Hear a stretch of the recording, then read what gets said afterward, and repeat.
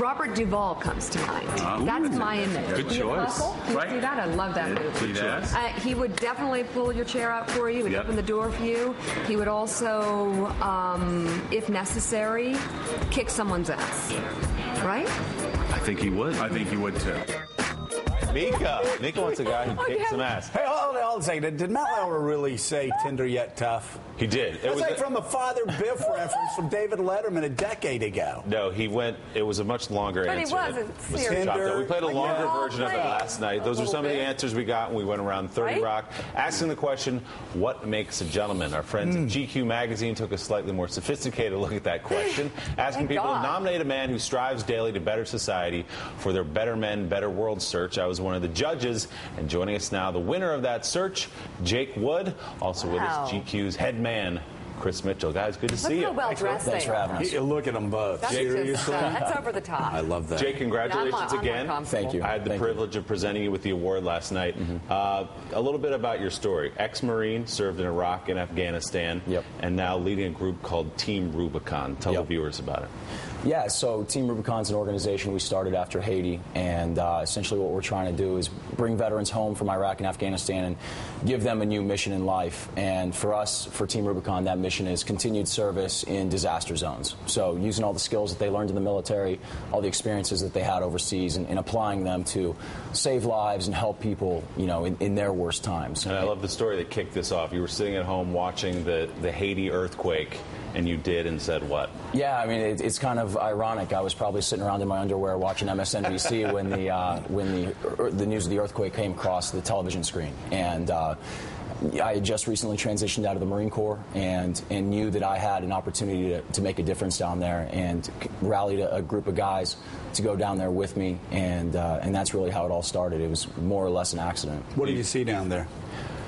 You know, it was incredible. We got to Port-au-Prince about 3.5 days after the earthquake, and you know, it was incredible. We were getting into refugee camps in parts of the city that aid had not touched yet, and people that were just literally dying in the streets. And every single day that we went out into these camps, we were quite often the first medical responders that they'd seen at that point.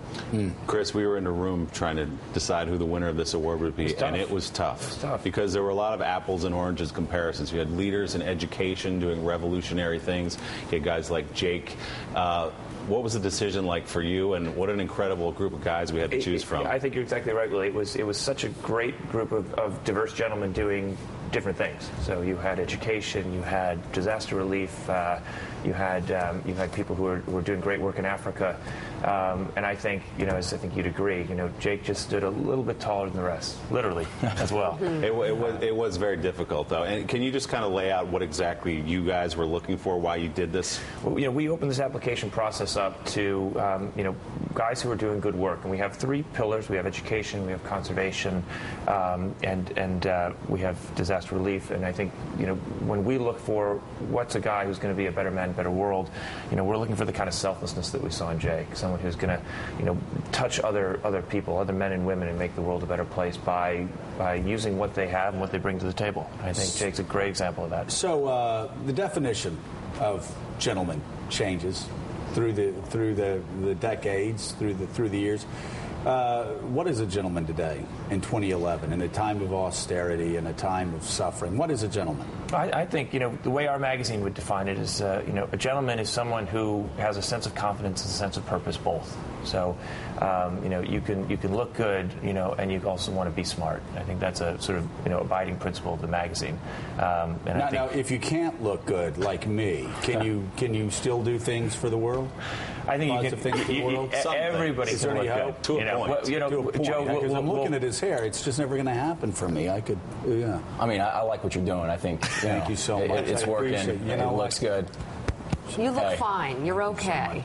But this is classic GQ, Joe. This is what our guys would say. You know, our editor, no socks, no whatever. He's got no socks. He's got the jeans, are looking good. The whole thing. And the horn rim glasses. This is, you know, exactly very good. Right, look at this, sort of the calculated aged watch band. It all works. So, how has the definition of what a gentleman is, though, changed through the years?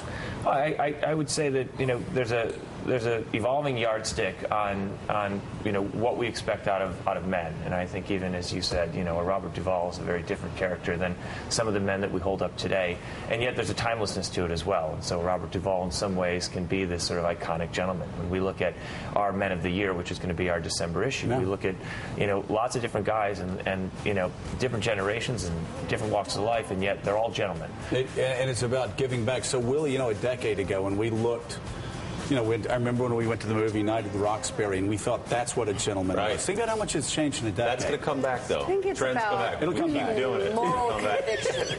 Jake, we're going to stay right where we are. Right, just stay here. History will come back to us. Team Rubicon right now, you said last night on stage in Turkey. You guys were in Joplin, Missouri. It seems like wherever disaster breaks out, you find it. We're on standby for whatever the world throws our way, and we have a whole host of veterans that are waiting for a new mission, and we're going to give it to them. Good for you. Keep up the good work, and congratulations again. Thank you very much. Thanks, Chris, for letting me be a part of it. It was a lot of fun. Still ahead.